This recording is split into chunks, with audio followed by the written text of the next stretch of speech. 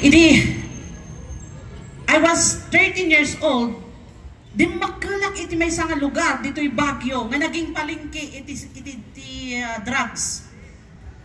Sa lugar na kung saan napapalibutan kami, nakaikot kada kami iti drug pusher, drug user, source iti shabu. So at the age of 13 years old, ini-encourage daknay nga abusar. Ini-encourage nila akong gumamit. Pero natatakot ako. Dumating yung time po, please abdagag kayo. Dumating yung time at 15 years old, nahikayat po ako na gumamit. At ito na po ang simula na nasira yung pangarap ko na makapagtapos ng aking pag-aaral. Dahil sa paggamit ng droga, tumigil po ako sa pag-aaral ko. Lahat, amin na gamit, unagtibalay, amin na gamit ni nanang ko, lahat na pwede kong ibenta, ibebenta ko para lang makagamit ako. At young age. Nakita ko po, mga kasabayan ko, nasiraan na ng ulo. Mga kasabayan ko, may mga nagpakamatay, may mga nakulong, may mga pinatay. One time, ititawan ko nga 18 years old, by God's grace, na i-join na iti may nga youth camp, a religious youth camp. At doon po tinanggap ko ang Panginoong Hesukristo. At doon nagsimula ang pagbabago sa aking buhay. Nabago po ako, pero pagbalik ko sa lugar kung saan ako lumaki, ganun pa rin po, talamak ang droga. Amuyo nga even ubing, even mga bata, uutusan na maging runner. Naging palengke talaga, kahit pagbalik ko doon, talagang grabe nagda iti drugs, grabe pa rin ang bentahan ng drugs. Kaya nagkaroon ako ng hangarin, Lord. Kailan ba magkakaroon ng pagbabago dito sa lugar na to? At ito nga, tumakbo si Tatay Digong. Nung siya ay nanalo sa pagka-presidente, nakita ko ang pagbabago. Yung lugar na magulo, nagkaroon ng kapayapaan, nagkaroon ng katahimikan. Kaya sabi ko, ito na yung answered prayer. Dahil ayokong maranasan ng mga anak ko. Madik na maranas, naging anak ko. Yung mga napagdaanan ko. Ayaw kong maranasan ng mga anak ko na maging drug addict din sila. Kasi paglabas ko ng pintuan, pagkagaling ko school, may naghihikayat para gumamit. Ayokong maranasan ng mga anak ko. Pero after nito, after ni Tatay Digong, unti-unti na namang bumabalik. And it really crushed my heart. Kasanon nga na, paano na kaya ang future ng ating mga anak? Ngayon, lantaran na naman ang paggamit, walang takot ang mga tao na gumamit ng droga.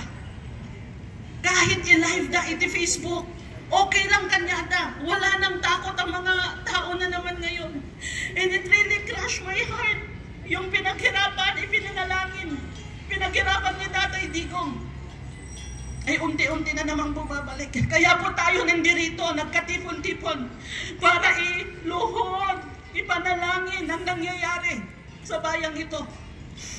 Mga kapatid, ang labang ito ay hindi sa kung anong kulay ka, kung anong partidos ka, kung anong sekta ka, kung anong religious group ka. Ang labang ito ay laban para sa Pilipinas, laban para sa ating mga anak, laban para sa future leaders natin. Ano na mangyayari sa bansa natin kung ang mga kabataan ay malululong sa droga? Kaya it's time for us to pray. Anumang sekta tayo, Muslim man, Christian man, anumang grupo ka, it's time for us na magsama-samang lumuhod at panalangin para sa bayang ito. Para sa future ng ating mga anak. Dahil naman ko, nakita ko kung paano kapangit ang sitwasyon ko. Mandakin nyo, may mga kasamahan ako, young mom, bagong panganak. Nagsisession kami doon, kasama niya yung bit-bit niya. Yung bagong panganak niyang anak, nilalapag doon habang nagdodroga kami. Ganyan katalamak noon. And it's my prayer na huwag sanang bumalik. Huwag sanang mangyari muli. Pero nagsisimula na. Kaya ito po ang oras. Kaya po tayo nandito. Prayer rally, hindi para magingay, para sa wala, pero para manalangin po. It's time na makialam ang Panginoon sa atin. Makikialam ang Panginoon kung tayo ay sama-sama naluluhod para sa bayang ito. Amen. Mga kapatid, hindi po tayo nandito para galit sa ibang partido. Hindi po. Sama-sama po tayong manalangin. Magpatawaran po kung may mga nasaktan man sa partido ngayon, sa administration ngayon. Nasasaktan man tayo. We need to pray for them. Hindi po galit ang solusyon.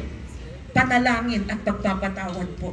Kasi sabi niya sa kanyang salita, ang isang blockage para hindi mapakinggan ang ating panalangin ay kung walang forgiveness sa atin.